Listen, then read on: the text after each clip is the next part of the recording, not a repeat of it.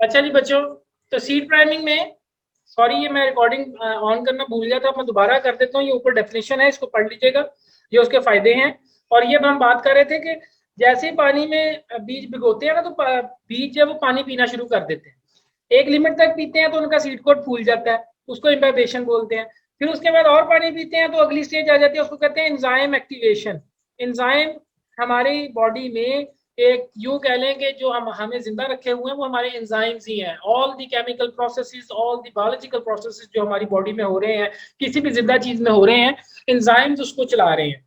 ये जो एंजाइम्स होते हैं, ये इनको जिंदा रहने के लिए पानी की जरूरत है।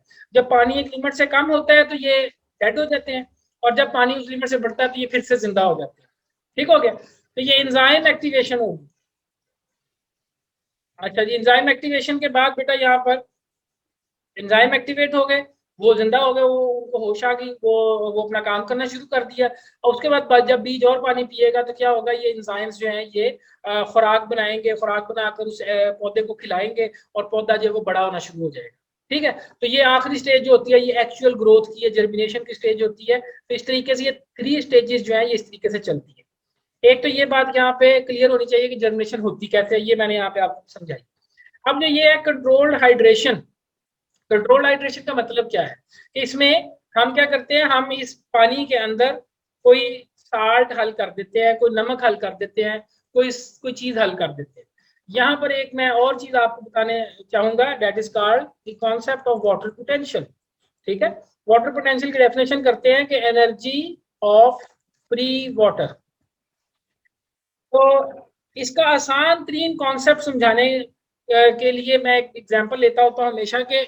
इसको ऐसे एज्यूम कर लेते हैं कि इस वक्त इस क्लास में जो मेरे साथ बच्चे बैठे हैं 19 है, 19 students are present in this class, और मुझे डाल ले तो टोटल 20 हो जाते हैं।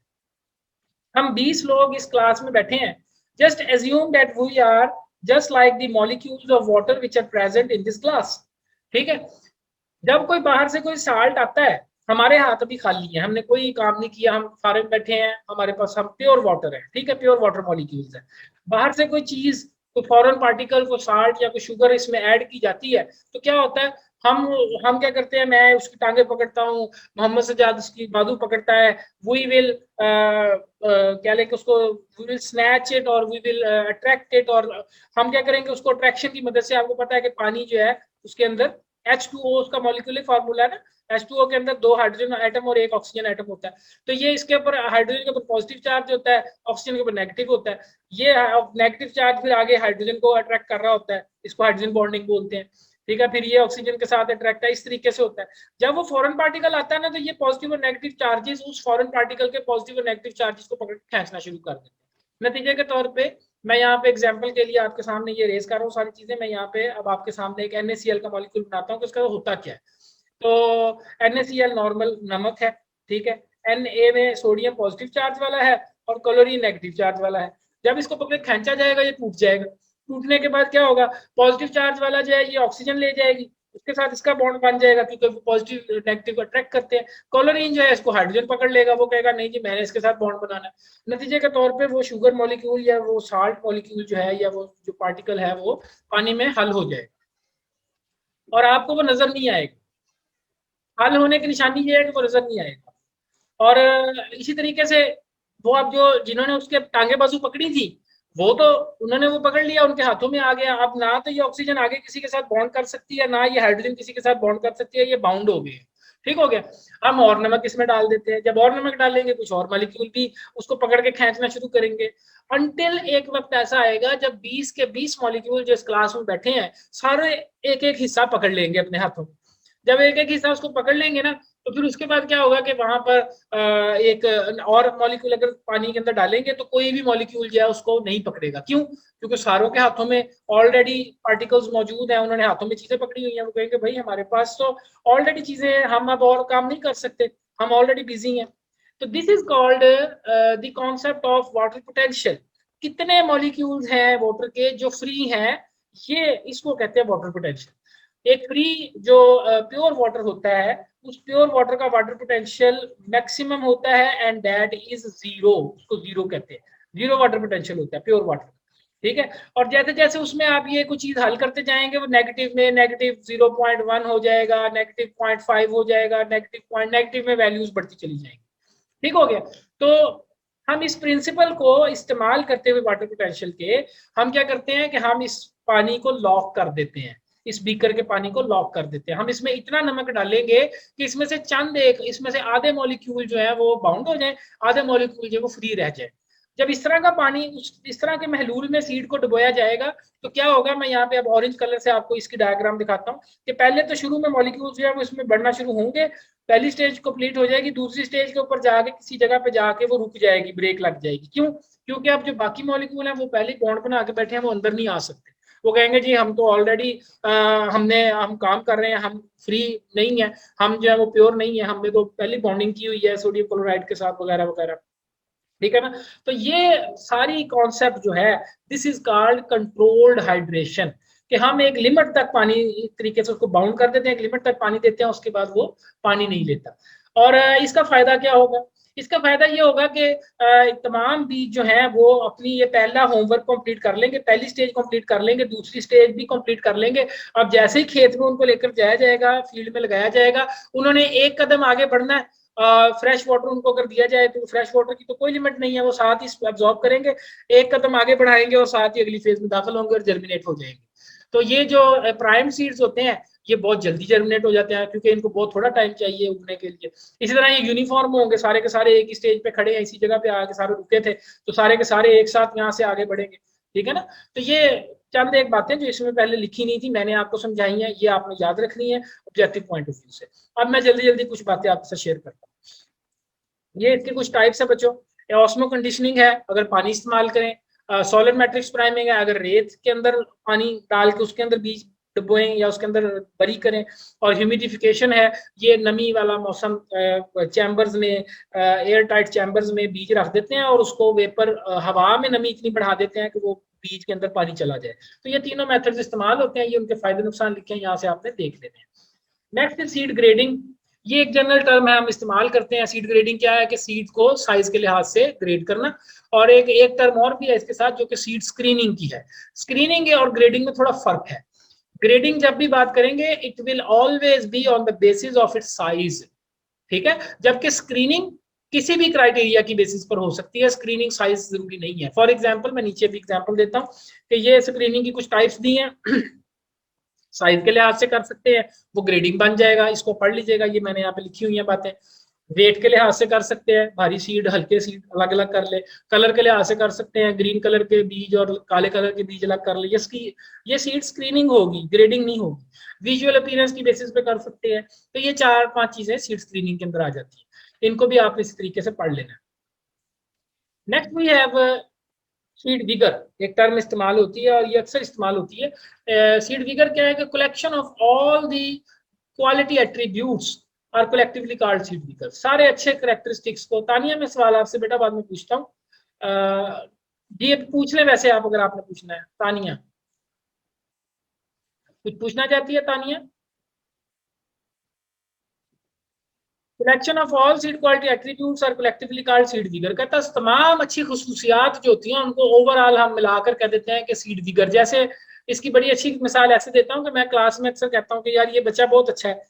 अब क्यों अच्छा है? इसकी शक्ल अच्छी है, इसका कद अच्छा है, इसका जनाब ये लाइक स्टूडेंट है, या ये इसका अखलाक अच्छा है। तो वो बेसिकली जब हम कहते हैं ना ये बच्चा बहुत अच्छा है, उसमें वो तमाम खसूसियात आ जाती हैं कि यार ये शक्ल से भी अच्छा है, ये बोलने में भी अच्छा है, ये वैसे भी अच्छा है, वगैरह वगैरह। ठीक है ना। तो इसी तरह सीड में भी हम ये करेक्टरिस्टिक फीचर इस्तेमाल करते हैं। ये मैंने कुछ करेक्ट ये लिखे हैं, ये ट्रेड्स जो हम जिनको विगर में लेते हैं, ये आपने जस्ट पढ़ लेने हैं, इनको याद एक दो याद कर लें, काफी है, रटा लगाने की जरूरत नहीं है। इसमें जर्मिनेशन आ जाती है, जर्मिनेशन टाइम, इमरजेंस कितनी हुई, वगैरह वगैरह सारी चीज। फिर है सीड वायबिलिटी। सीड वायबिलिटी क्या चीज है? इसको कहते हैं कितने बीज जिंदा हैं। वायबल का मतलब होता है कितने जिंदा हैं। ठीक है।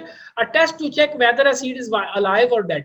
कितने बीज जिंदा हैं और कितने मर गए, इसको कहते हैं सीड वायबिलिटी। तो seed viability, it is not necessary that all viable seeds will germinate. और ये हमारे साथ अक्सर ऐसा होता है कि आप बाजार से बीज खरीदते हैं, आप बड़े शौक से लाते हैं कि जनाब मैं घर में भिंडी का बीज लगाऊंगा और भिंडी के पौधे लगाऊंगा, लेकिन क्या होता है कि तमाम बीज जो होते हैं वो होते जिंदा ही हैं, लेकिन वो जर्मिनेट नहीं करते, उगते नहीं है। वो आप कहते हैं सर ये मेरे तो बीज ही मरे हुए निकले हैं। तो यहाँ पे मैंने एक बात बताई है कि इसमें दो टर्में हैं। एक डोरमेंट की टर्म आती है, वो आगे हम पढ़ाएंगे डिटेल में, सीड डोरमेंसी क्या होती है, कि एक खास सीड की करेक्टर है कि जब उसको माहौल साजगार ना मिले तो वो उगता नहीं है, वो हाथ रोक लेता है, वो जर्मिनेशन नहीं करता। उसे पता होता है कि अगर मैं बाहर निकला मैं मर जाऊंगा, तो वो अपने आप को रोक लेता है, होता जिंदा ही है लेकिन वो ऐसे बन जाता है जैसे मैं मरा हुआ। तो वो भी उसमें और वायबल में डिफरेंस। इसके लिए बच्चों एक हम इसके लिए एक टेस्ट होता है सीड वायबिलिटी के लिए, we called it tetrazolium test. ये आपने इसका नाम याद करना है। इसको टीटीजी भी बोलते हैं, capital T capital G, TTG. Tetrazolium test जो है, ये टीटीजी टेस्ट, इसमें केमिकल इस्तेमाल होता है, we called it 2,3 triphenyl tetrazolium chloride. ये एक साल्ट है जो बाजार से मिलता है और साइंटिफिक स्टोर से मिलता है। इस साल्ट की खुसूसियत ये होती है बच्चों कि ये जब कार्बन डाइऑक्साइड इसको, इसके पास कहीं कार्बन डाइऑक्साइड मौजूद हो तो ये क्या करता है, ये पिंक हो जाता है, ये लाल कलर देना शुरू कर देता है। तानिया अगर कुछ पूछना चाहती हो तो पूछ लो। तानिया ने हैंड रेज किया हुआ है। अच्छा जी। टेट्राजोलियम टेस्ट में बच्चों ये पिंक हो जाएगा। तो यहाँ पर ये देखें, हम इसमें क्या करते हैं इस टेस्ट में कि हम एक बीकर में ना ये पानी में या किसी साल्ट, इस साल्ट को डाल लेते हैं, पानी में हल कर लेते हैं, उसमें अपने बीज डुबो देते हैं, जो जिनका हमने ये टेस्ट करना होगा, हमने देखना होगा ये बीज जिंदा है कि नहीं है। फिर हम क्या करते हैं, उनमें से उन सीड्स को लेते हैं, उन सीड्स को कट करते हैं सेंटर से, सेट से कट करके उसको बीच में से देखते हैं कि अगर तो उसमें लाल रंग नजर आ रहा हो तो इसका मतलब है कि वो जो है वो जिंदा है। अगर इस तरह सर का आपने प्रीवियस आवाज आ रही है? जी तानिया आ रही है बस, एक मिनट बेटा जरा वेट कीजिएगा। तानिया कुछ कहना चाह रही हैं? ओके। तो बेटा इसमें कार्बन डाइऑक्साइड, आपको पता है जैसे हम सांस लेते हैं तो हमारी नाक से कार्बन डाइऑक्साइड निकलती है ना, जब सांस अंदर खींचते हैं ऑक्सीजन लेकर जाते हैं और जब फेफड़ों से बाहर निकालते हैं तो कार्बन डाइऑक्साइड निकालते हैं। इसी तरह जो जिंदा चीजें हैं इस दुनिया में सारी ऑलमोस्ट, वो कार्बन डाइऑक्साइड सांस ले बाहर निकालते वक्त निकालती है। तो अगर वो सांस ले रहा हुआ पौधा, तो जो जो टिश्यू उसका सांस ले रहा होगा वो लाल रंग शो कर देगा। ठीक है। तो यहाँ पर ये उसने कुछ कैरेक्टरिस्टिक फीचर दिखाई हैं, ये देखें, ये वाला ये दोनों पूरे पूरे इनके टिश्यू जिंदा है। ये वाले में भी ऑलमोस्ट जिंदा है लेकिन ये ऊपर से मर चुका है, यहाँ पर इतनी ज्यादा रेस्पिरेशन नहीं हो रही, ये जिंदा है यहाँ से। ये वाला पूरी तरह मर चुका है, ये डेड है, ये इसको आप डेड कह सकते हैं। तो ये कुछ एग्जाम्पल्स है टेट्राजोलियम क्लोराइड। ठीक है। तो ये भी आपने याद करनी है, ये इंटरेस्टिंग है। आपको पता होना चाहिए कि टीटीजी टेस्ट इस्तेमाल होता है सीड्स को देखने के लिए कि वो जिंदा है कि मुर्दा है। एक और टेस्ट जो इस्तेमाल होता है that is called seed germination test, जो कि हम नॉर्मली करते हैं। उसकी डेफिनेशन क्या है जर्मिनेशन की, कि ये appearance of radical out of seed को इज कॉल्ड सीड जर्मिनेशन। बीज से जड़ का निकलना, इसको कहते हैं जर्मिनेशन। ये बीज है, इसके अंदर सबसे पहले जड़ निकलेगी जमीन में, उसके बाद भी उसके पत्ते निकलेंगे।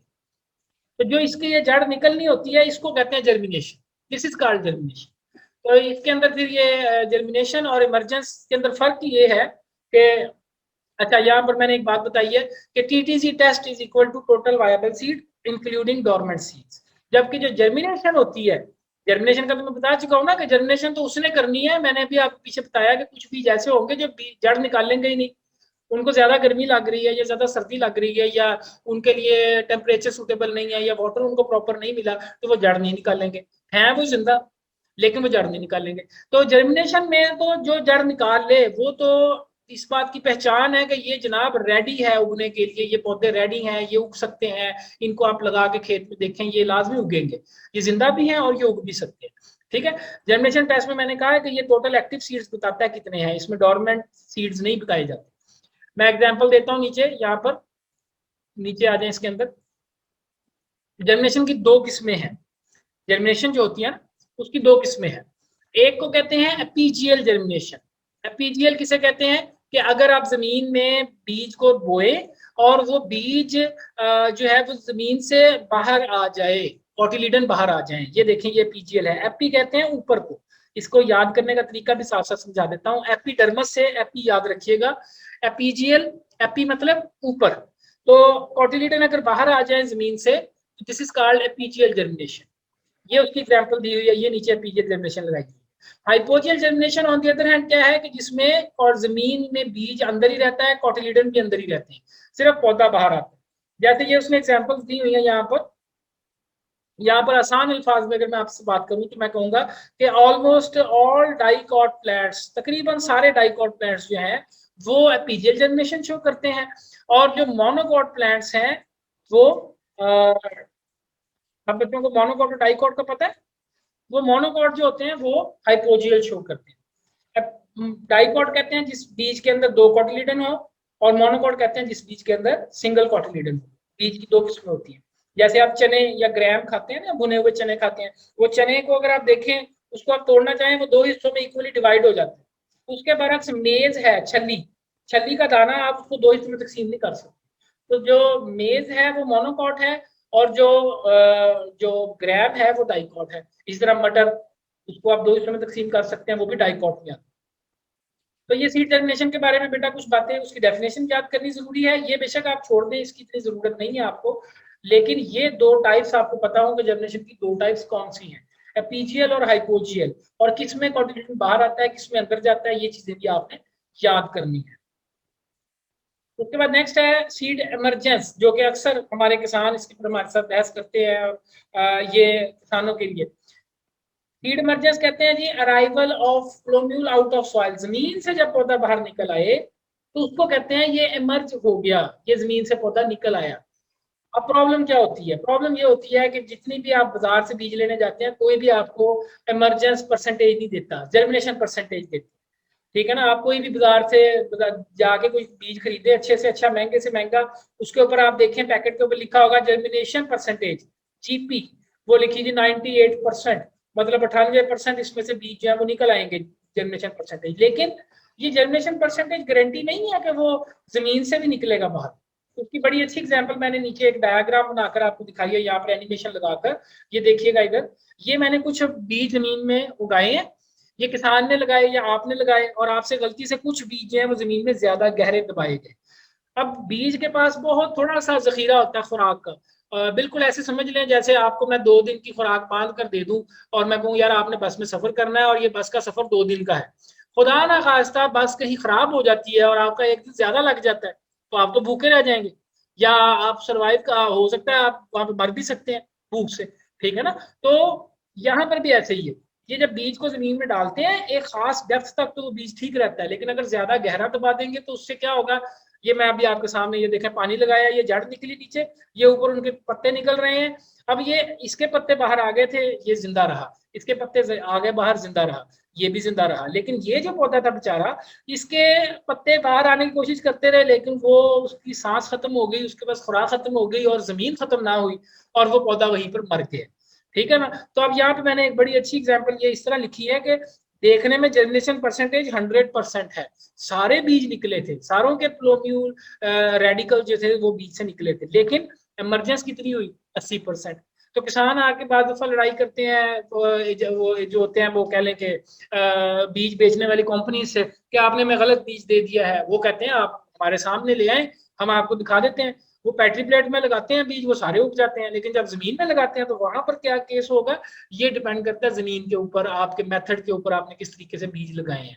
तो ये इमरजेंस परसेंटेज का अक्सर पूछ लेते हैं बच्चों कि what is the difference between germination and emergence. तो आई होप अब आपको चीजें क्लियर होंगी कि जर्मिनेशन है जड़ का निकलना, इमरजेंस है जमीन से पौधे का बाहर आना।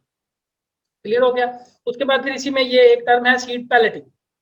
सीड पैलेटिंग क्या है, इस बीज के ऊपर एक कवर चढ़ा देना, the process of covering seed with external material like clay. कुछ चिकनी मिट्टी लेकर थोड़ी सी मिट्टी की गोली बनाकर उसके ऊपर चढ़ा दी बीज के ऊपर, this is called seed balloting. ये देखें, ये एग्जांपल है कि ये खीरे के बीज हैं, ये इनके ऊपर उसने गोलियां चढ़ा दी, ठीक है, गोल गोल कर दी। इसका फायदा क्या होता है, इसका फायदा ये होता है कि ये बीज वैसे जमीन उठाना, हाथ में पकड़ना मुश्किल है, एक एक बीज करके लगाना मुश्किल है। तो अगर इनका साइज थोड़ा बड़ा हो जाए तो हाथ में आसानी से पकड़े जाते हैं, इनकी हैंडलिंग आसान हो जाती है, यूनिफॉर्म स्प्रेड, इनको फैलाना आसान हो जाता है। ठीक है। और आमतौर पे जो मटेरियल हम इसके ऊपर चढ़ाते हैं ये गोली सी, इसके अंदर हम फिर न्यूट्रिएंट्स भी डाल देते हैं, खाद वगैरह भी थोड़ी सी इसके अंदर डाल देते हैं, साथ में कोई फंजीसाइड भी इसमें डाल देते हैं। तो ये इसके फायदे बहुत सारे हैं कि बीज को फिर ये बीमारी लगने से भी बचाता है, उसके लिए बेसिकली एक शील्ड का काम करता है। ठीक है, तो ये सीड पैलेटिंग की डेफिनेशन आपने यहाँ से करनी है। उसके बाद फिर सीड कोटिंग आ गई। सीड कोटिंग क्या है कि process of covering seeds with thin layer of external material. Seeds को जो है ना, ये देखें, ये एक सीड कोटिंग की एग्जांपल है, ये भी खीरे के बीज ही है, और ये इनके ऊपर ये कलर आपको जो नजर आ रहा है, ये जहर हमने इसके ऊपर लगा दिया। कोटिंग में और पैलेटिंग में फर्क यह है कि पैलेट में, पैलेट कहते हैं गोली को, ठीक है, छोटी सी पैलेट गोली को कहते हैं। तो पैलेटिंग में तो गोली बनानी है, उसकी छोटी सी बॉल बनानी है, तो उसके ऊपर काफी मोटी लेयर चढ़ानी है। जबकि कोटिंग में सिर्फ बारीक सी एक लेयर, यहाँ पे टर्म मैंने डेफिनेशन में लिख दिया आपके लिए, a thin layer of external material, बारीक सी लेयर चढ़ाएंगे। उस बारीक सी लेयर चढ़ाने से क्या होगा, और वो कौन सी चढ़ाएंगे वो नीचे बता रही है, वो आपको फंजीसाइड वगैरह की चढ़ाते हैं, जहर वगैरह की चढ़ाते हैं, for enhance protection against soil and seed born fungi. इसका मेन पर्पज सिर्फ यही होता है कि इनको बीमारी से बचाया जा सके। और आप अक्सर बाजार में जाते हैं तो आप बाजार से बीज खरीदते हैं, तो वो खीरे का आप देखते हैं या भिंडी का देखते हैं, वो रंग बिरंगे होते हैं। कभी भी उसको चाह के नहीं देखना, वो रंग नहीं होता, वो जहर होता है। तो वो रंग उसको इसलिए दिया होता है कि आप पता चल जाए कि इसको मुंह में नहीं डालना, ये जहर है। तो ये चीज देख लें यहाँ पर सीड कोटिंग के लिए कैसे होनी है, किस तरीके से करनी है। लास्ट थिंग जो हमने आज पढ़नी है और हमारी लेक्चर खत्म है आज के दिन, that is called dormancy. Dormancy काफी बड़ा टॉपिक है, मैंने लेकिन यहाँ पर बड़ा आसान अल्फाज में कोशिश की है लिखने की। आप डोरमेंसी की डेफिनेशन ये पढ़ लें, ये मैं ऊपर पहले बता चुका हूँ वैसे, कि क्या है dormancy, a condition in which seeds are prevented from germination, जिसमें बीज उगते नहीं है। क्यों नहीं उगते, ये अगला सवाल है। तो उसमें वो कहता है जी, एक तो ये कि इंटरनल फैक्टर्स हो सकते हैं, उसके कोई अंदरूनी मसाइल हो सकते हैं, बीज के फिजियोलॉजिकल इश्यूज हो सकते हैं, या फिर बैरूनी मसाइल हो सकते हैं, एनवायरनमेंट वगैरह, इस तरह के फैक्टर्स हो सकते हैं। अच्छा, इसके अंदर फिर आगे ये इसी तरह की और बातें इसके अंदर क्या कहता है, लेट मी सी, ये देख, इसको बेसिक छोड़ दे, ये इसको बेसिक छोड़ दे, इसकी खैर है, ये भी छोड़ दें, नीचे आ जाए, ठीक है। ये आपने यहाँ से बेटा ये चीज आपने याद करनी है। ये अब क्या है, इसमें डोरमेंसी की टाइप्स हैं, ठीक है। और ये मैंने बड़ी मुश्किल से, बड़ी ढूंढ के किताबें पढ़ के मैंने फिर कोशिश की है कि इनको एक यूनिफॉर्म फॉर्म में लेकर आऊं। काफी कंफ्यूजिंग टाइप्स भी लिखी मिलती हैं। तो सबसे पहले है primary seed dormancy. Primary seed dormancy means ऐसी डोरमेंसी जो सबसे पहले आई, ठीक है। प्राइमरी जैसे नाम से जा रहा है, प्राइमरी क्लास पहले आती है ना, इस तरह प्राइमरी सीड डोरमेंसी सबसे पहले बच्चे बीज के पैदा होते ही डोरमेंसी आ गई, that is called primary seed dormancy. उसकी टोटल ये देखें टाइप्स लिखी हुई है, पहली, दूसरी, तीसरी, चौथी। पहली है सीड कोट की वजह से डोरमेंसी, बीज बहुत सख्त है। यहाँ पे मैंने एग्जांपल दी हुई है, फिजिकल डोरमेंसी इसको कहते हैं। सीड कोट डोरमेंसी की एक टाइप है फिजिकल डोरमेंसी। इसमें क्या है, the seed coat is impervious. Impervious मतलब कि इतना सख्त है कि उसमें से पानी नहीं गुजर सकता, उसमें से हवा नहीं गुजर सकती। तो वो अगर पानी नहीं गुजरेगा तो आप उसको पानी में भिगो के भी रख दें, वो पानी पिएगा ही नहीं, ठीक है ना। हमने बात की थी ना कि सबसे पहले जनरेशन के लिए वो बीज ने पानी पीना है, तो अगर पानी पीने नहीं देगा, बीज का सीड कोट इतना सख्त होगा, उसने दीवार बनाई है, तो वो फिर पानी नहीं पिएगा। उसकी कोई एक एग्जांपल जैसे अकेसिया की आप याद कर सकते हैं, ये आप याद कर लें। तो इसको खत्म कैसे करना है, उसके लिए वो कहता है ओवरकम बाय स्कैरिफिकेशन। स्कैरिफिकेशन क्या होती है, ये मैं आगे डेफिनेशन इसमें दी हुई है। स्कैरिफिकेशन वैसे सिंपल आसान अल्फाज में क्या है कि बीज को तोड़ दे, बीज के खोल को ऊपर से थोड़ी मार के तोड़ दें, या फिर इसको रगड़ के किसी पत्थर के ऊपर रगड़ के थोड़ा सा इसको घिस दें, ताकि वो जो कोट है वो टूट जाए, उसमें क्रैक आ जाए। This is called scarification. दूसरा है मैकेनिकल डोरमेंसी। वो क्या है कि बीज वैसे तो इतना सख्त नहीं था, लेकिन बीज पानी तो गुजरने दे रहा था, लेकिन वो इतना सख्त था कि उससे वो जो पौधे की जड़ थी ना, उससे वो बीज टूटा ही नहीं, ठीक है ना। वो बेचारा जड़ निकलने की कोशिश करती रही, वो उसको सीड कोट को धक्का लगाती रही, लेकिन सीड को इतना सख्त था कि वो जड़ बेचारी से टूटा ही नहीं। तो ये मैकेनिकल रिस्ट्रिक्शन की वजह से भी हो सकता है। उसकी बड़ी अच्छी एग्जांपल उसने दी है वॉलनट में। अखरोट आप सब खाते हैं, तो अखरोट का वो देखा ना कितना सख्त उसका खौल होता है ऊपर, उसको तोड़े तो अंदर से गिरी निकलती है। तो वॉलनट में वो वैसे उसमें एक होल होता है छोटा सा जिसमें से पानी अंदर जा सके, लेकिन इतना पीच की एग्जांपल दी हुई है, खुबानी की, आड़ू की, इन सब की, इसमें भी ऐसे ही है। वो गिरी अंदर होती है, बादाम जो होता है जिसको आप तोड़ के निकाल के अक्सर खा भी लेते हैं, तो वो अगर वैसे लगाएंगे तो वो नहीं निकलेगा, उसको तोड़ के लगाएं ताकि वो निकल आए। तो ये सीड डोरमेंसी की वजह से जो होती है, ये मैंने वो बताई। फिर केमिकल डोरमेंसी, कुछ ऐसे केमिकल्स होते हैं पौधे में जो उसको उगने नहीं देते, उसको हम कहते हैं जर्मिनेशन इनहिबिटर्स, ऐसे केमिकल जो इनहिबिट करते हैं, रोकते हैं। उसकी एग्जांपल यहाँ पर ये दी हुआ है, फिनोल्स, कोमेरिन्स और एक्सिसिक एसिड ABA, ये बड़े इंपॉर्टेंट है। तो इनको खत्म कैसे करना है? इनका आसान तरीका ये है कि इनको पानी से धो लें, वाटर फ्लशिंग। पानी से धो लेंगे तो वो केमिकल निकल जाएंगे और बीज हैं वो साफ हो जाएंगे। थोड़ी देर पानी में भिगो के रखें, उसके बाद लगाएं, आपके पौधे आराम से निकल आएंगे। ये देखें उसने एग्जाम्पल दी है टमाटर के बीज में, अंगूरों में और किन्नू में। और ये अल्लाह ताला की तरफ से बड़ी एक नेमत है कि ये इसमें मौजूद है। अदरवाइज अगर ये ना हो केमिकल्स, तो टमाटर में कितना ज्यादा पानी होता है, अंगूर में कितना पानी होता है, उसके बीज में बीज होता है, और पानी तो इतना है उसमें, बीज मौजूद है, तो वो बीज वहीं पे फट के फिर बाहर निकला है। लेकिन अल्लाह ने उसकी प्रोटेक्शन के लिए उसको ऐसे केमिकल्स के साथ उसको कोटिंग की हुई है कि वो वहां पे निकलता ही नहीं है जब तक उसको प्योर वाटर ना मिले। ठीक है ना? तो ये दूसरा टाइप होगी। तीसरी है मॉर्फोलॉजिकल डोरमेंसी। मॉर्फोलॉजिकल मतलब कोई मॉर्फोलॉजी मतलब फिजिकल अपीयरेंस में, उसकी शक्ल बनने में, बनावट में कोई खराबी है। उसमें कौन कौन सी खसूसियात हो सकती हैं? उसमें कहा एम्ब्रियो नॉट फुली डेवलप्ड, वो जो बच्चा है एम्ब्रियो छोटा सा, वो पूरी तरह तैयार नहीं है, बीज अभी इमेच्योर है। तो इसमें एग्जांपल दिया है कि enlargement required after water imbibition. ये जो ब्लू में लिखा हुआ ना, ये उसका तोड़ने का तरीका लिखा हुआ। पानी में भिगो के रखें थोड़ी देर गर्म पानी में, ताकि वो मेच्योर हो जाए। फिर इस तरह रूडिमेंट्री, रूडिमेंट्री कहते हैं बहुत छोटा साइज में बच्चा एम्ब्रियो, या रूडिमेंट्री बहुत छोटे से एम्ब्रियो को कहते हैं। तो वो एम्ब्रियो बहुत छोटे साइज का था, बहुत नाजुक था, तो वो भी प्रॉब्लम क्रिएट कर सकता है, वो आसानी से मर सकता है। ठीक है ना? इस तरह अनडिवेलप्ड एम्ब्रियोज, इमेच्योर एम्ब्रियो, अनडिवेलप्ड ऐसे एम्ब्रियो जिनमें कोई फॉल्ट है, उनमें कोई प्रॉपर उनकी रूट नहीं बन पाई या उनकी शूट नहीं बन पाई, तो उसके अंदर भी उसके फिर ये उसकी एग्जांपल दी हुई है। गाजर की एग्जांपल इसमें आप कर सकते हैं। ऑर्किड्स आखिरी एग्जांपल है इसमें। ऑर्किड्स अनडिवेलप्ड सीड्स, बीज ही प्रॉपर नहीं बन पाया। ठीक है ना? इसका कोई हल भी नहीं एग्जैक्ट होगा यहाँ पर। बीज में वैसे ही बनते वक्त ही कोई खराबी आ गई, जिसको कहते हैं जेनेटिक फॉल्ट आ गया। तो ये तो जिसको कहते हैं ना एबनॉर्मल सीड्स, ये वो वाली बात है। तो एबनॉर्मल सीड्स में कैसे इसको बचाएंगे? उसमें कोई हल नहीं है। उसमें सिर्फ यही हल है कि उस बीज को वहां से, उस बच्चे को वहां से निकालें और टिश्यू कल्चर में ले जाएं। हॉर्टिकल्चर में एसेप्टिक मेथड यानी टिश्यू कल्चर में उसके जरिए उसको उगाया जा सकता है। वैसे अमूमन ये नहीं इतना ज्यादा नॉर्मली प्रैक्टिस किया जाता है। यही 3 मेथड है जो आप ज्यादा प्रैक्टिस करते हैं। ठीक है ना? तो मॉर्फोलॉजिकल हो गया। आखिरी है फिजियोलॉजिकल, इंटरनल फैक्टर्स की वजह से आपकी बॉडी के अंदर कुछ ऐसे फैक्टर है जिसकी वजह से प्रॉब्लम आ रही है। ये कौन कौन से हैं ये मैं आपके साथ शेयर करता हूँ। पहले इसकी स्क्रीनशॉट ले लें अगर किसी ने लेनी है। नेक्स्ट जो है हमारे पास इसमें, ये देखें फिजियोलॉजिकल डोरमेंसी कौन सी है हमारे पास। इसमें जनरल टाइप ऑफ फिजियोलॉजी कहते हैं। इंटरनल जो आपके बॉडी के अंदर प्रोसेसेस हो रहे हैं उनको फिजियोलॉजी कहते हैं। ठीक है? तो बॉडी में कुछ ऐसे फंक्शन हो रहे हैं जिसकी वजह से वो नहीं उग सकता। कुछ पौधों में अल्लाह ने ये वैसे ही कैद लगा दी है कि वो जब पैदा होते हैं बीज, तो उसके बाद वो उग नहीं सकते कुछ लिमिट के लिए, जिसको कहते हैं physiological dormancy. often disappear during storage for 1 to 16 month। वो कहता है ये जो फिजियोलॉजिकल डोरमेंसी होती है ना, खुद ही गायब हो जाती है। अल्लाह ताला खुद ही इसके ऊपर कैद उठा देते हैं जब इनको 1 से 6 महीने के लिए कहीं स्टोर कर लें। ठीक है? इसमें एग्जांपल दी है ग्रास की, वेजिटेबल की, फूलों की। उसमें फिर 2 एग्जांपल्स हैं। एक है थर्मोडोरमेंसी। कुछ ऐसे पौधे हैं जिनमें उनको खास टेम्परेचर चाहिए डोरमेंसी तोड़ने के लिए, उसको कहते हैं thermodormancy. Germination inhibited by temperature, germination रुक जाएगी किस वजह से? हाई टेम्परेचर की वजह से रुक सकती है, 25 डिग्री सेल्सियस से ऊपर हो। इसकी बड़ी एग्जांपल है सलाद के पत्ते। ये सलाद का पौधा होता है ना, ये अगर थोड़ा सा गर्मी बढ़ जाए, 25 डिग्री से टेम्परेचर ज्यादा हो जाए, तो सलाद के पत्ते नहीं निकलते या इसका पौधा नहीं निकलता। तो ये इसी तरह कुछ पौधे ऐसे जिनमें ठंडक की वजह से वो नहीं निकलते, जैसे कॉक्सकॉम की बात कर रहा है या कोई और एमरैंथ की बात कर रहा है, फूलों की बात कर रहा है। तो इसमें ये टेम्परेचर 10 से नीचे चला जाए तब निकलते।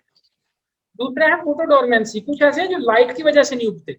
जर्मिनेशन सेंसिटिव टू लाइट, कुछ ऐसे हैं जो लाइट की वजह से नहीं उगते। उसकी एग्जांपल क्या है? कि एग्जांपल है पेंजी। इसमें इवन के सलाद की एग्जांपल भी डाली जा सकती है। लेकिन पेंजी एक फूल, बड़ा खूबसूरत फूल है, और ये कहता है कि ये आमतौर पर अंधेरे में उगता है, अगर इसको रोशनी मिले तो ये नहीं उगता। ये भी अल्लाह की तरफ से उसके लिए डिफेंस मैकेनिज्म है कि जमीन पर जो बीज पड़ा होगा वो नहीं उगेगा, जो जमीन के अंदर दबा होगा वो अंधेरे में होगा, वो उसमें से निकलेगा।